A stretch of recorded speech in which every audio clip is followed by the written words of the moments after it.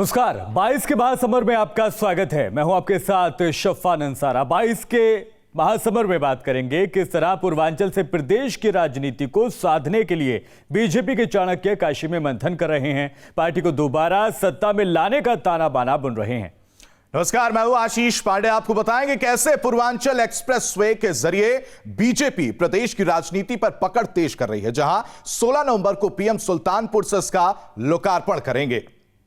बात सलमान खुर्शीद के बाद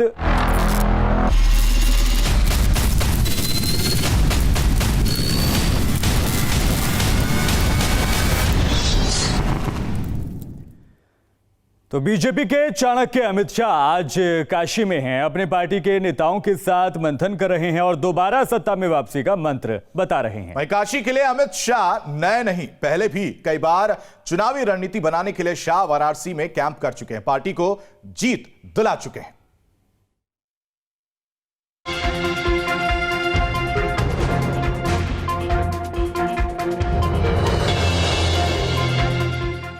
यूपी में विधानसभा चुनाव की तारीखें भले ही जारी नहीं हुई हों, लेकिन बीजेपी ने राजनीतिक बिसात बिछाने में कोई देर नहीं की है। बीजेपी जानती है कि बिना संगठन को मजबूत किए कोई भी चुनाव नहीं जीता जा सकता। इसलिए पार्टी के महारणनीतिकार अमित शाह यूपी के दौरे पर हैं और काशी में पार्टी की संगठनात्मक बैठक में विजय मंत्र बताने पहुंचे हैं कि कैसे प्रदेश की सत्ता में दोबारा वापसी संभव हो सकती है। 2022 में होने जा रहे विधानसभा चुनाव के लिहाज से केंद्रीय गृह मंत्री अमित शाह आज पार्टी के तमाम पदाधिकारियों को मंत्र देंगे, गुरु मंत्र देंगे, किस तरह से चुनाव मैदान में जाना है, जीत का मंत्र देंगे। अमित शाह के साथ मुख्यमंत्री Yogi Adityanath, deputy CM Keshav Prasad Maurya, deputy CM Dinesh Sharma, संगठन मंत्री सुनील बंसल, उत्तर प्रदेश के चुनाव प्रभारी धर्मेंद्र प्रधान, प्रदेश प्रभारी राधा मोहन सिंह सहित तमाम मंत्रिमंडल के लोग और आम जो पदाधिकारी हैं वो यहां पर मौजूद रहेंगे। चुनावी तैयारियों के लिहाज से इस बैठक को काफी महत्वपूर्ण माना जा रहा है, क्योंकि इसमें सदस्यता अभियान समेत पार्टी की सभी चुनावी तैयारियों की समीक्षा के साथ साथ भविष्य की रणनीति भी तय की जाएगी। इससे पहले कि यूपी के दौरे पर अमित शाह पहले ही प्लान सेट कर चुके थे कि करीब 1.5 करोड़ नए कार्यकर्ताओं को जोड़ना है, बूथवार जिम्मेदारी सौंपनी है। इस बैठक में बीजेपी के करीब 700 नेता शामिल हैं, जिसमें सभी 403 विधानसभा प्रभारी, संगठनात्मक जिला अध्यक्ष और सभी जिला प्रभारी भी शामिल हैं। यानी इस बैठक का मतलब ये है कि पार्टी के चाणक्य शाह अपनी नीति को सीधे जिला प्रभारियों से शेयर करना चाहते हैं, ताकि जो शाह की सोच हो वही जिलाध्यक्षों और जिला प्रभारियों की हो। श्री अमित शाह जी जो देश के गृह मंत्री हैं, उत्तर प्रदेश में जब चुनाव होते हैं और उस चुनाव में जब माननीय अमित शाह जी का मार्गदर्शन होता है तो भारतीय जनता पार्टी ऐतिहासिक सफलता प्राप्त करती है। 2014, 2017, 2019 इस बात का गवाह है और 2022 के लिए भी हम सबका मार्गदर्शन करने के लिए आ रहे हैं। काशी की यात्रा गृह मंत्री अमित शाह के लिए कोई नई नहीं है। अमित शाह की सबसे पहली काशी यात्रा 2013 में थी, जब वो उत्तर प्रदेश के प्रभारी बने थे। तब उन्होंने पहले कार्यकर्ताओं से फीडबैक लिया था और फिर उसी आधार पर रणनीति तैयार की थी। 2014 के लोकसभा चुनाव में शाह करीब 1 महीने तक काशी में कैंप करते रहे।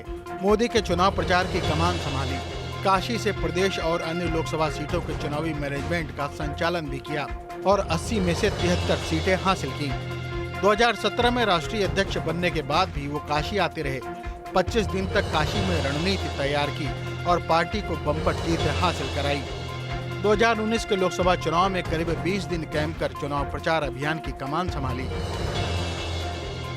नतीजा जीत के रूप में सामने था, लेकिन विपक्ष का कुछ और ही कहना है।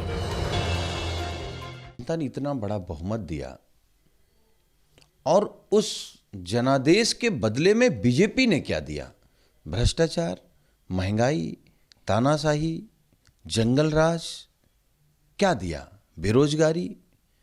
तो ये तो जनता जान रही है। सियासी गोटियां कुछ भी बिछा ली जाएं, उत्तर प्रदेश से भारतीय जनता पार्टी का सफाया होने जा रहा है। भारतीय जनता पार्टी के लोगों, चुनाव आ गए हैं, लोग आपसे सवाल पूछ रहे हैं कि किसान की समस्याओं का समाधान हुआ क्या? 70 लाख रोजगार मिल गए क्या? महिलाओं का सुरक्षा और सम्मान हो गया क्या? लैपटॉप मिल गए क्या? इन सारी बातों का विषयांतर करके कोई संगठन का काम कर रहा है, कोई किसी का, चुनाव में तो काम करेंगे ही, लेकिन जनता के प्रश्न, असलियत के प्रश्नों का जवाब देना होगा भाजपा को। बीजेपी के कार्यकर्ताओं में शाह की मीटिंग से उत्साह नजर आता है, क्योंकि उन्हें अपने चाणक्य पर भरोसा है और चाणक्य को अपने कार्यकर्ताओं पर। अभी यूपी और पूर्वांचल में अमित शाह के और भी दौरे होंगे, जो जीत की नींव को और बुलंद करेंगे। News state. और चलिए बढ़ते आगे। सियासत में बने रहना है तो कुछ ना कुछ बोलते रहना पड़ेगा। यूपी की सियासत में किनारे पड़ी कांग्रेस के नेता अब यही कर रहे हैं। ताजा बयान कांग्रेस नेता राशिद अल्वी का आया है। वहीं सलमान खुर्शीद के बाद अब राशिद अल्वी ने कहा है कि जय श्री राम कहने वाले लोग निशाचर हैं, जिसको लेकर वो बीजेपी के निशाने पर आ गए। यूपी में चुनाव आते ही मानो कांग्रेसियों के जिस्म की हरकतें तेज हो गई हैं। अभी अपनी किताब को लेकर विवाद में आए सलमान खुर्शीद को बीजेपी जमकर खरी खोटी सुना भी नहीं पाई थी कि कांग्रेस के नेता राशिद अल्वी भी तीर कमान लेकर मैदान में कूद पड़े। संभल में कार्यक्रम में पहुंचे अल्वी ने रामायण का प्रसंग सुनाते हुए जय श्री राम करने वालों की तुलना राक्षस से कर डाली। जय श्री राम का नारा लगाते हैं वो सब मुनि नहीं, वो निश्चल है, होशियार रहने की जरूरत है। बाद में भले ही राशिद अल्वी अपने बयान को लेकर सफाई देते रहे कि उन्होंने उनके राक्षसों का जिक्र किया था, जिन्होंने संजीवनी लेने गए हनुमान का टाइम जय श्री राम कहकर खराब किया। और मैंने हरगिज ये नहीं कहा कि जय श्री राम बोलने वाला हर आदमी राक्षस होता है। मैंने कहा है कि जय श्री राम बोलने वाला हर आदमी मुनि नहीं होता।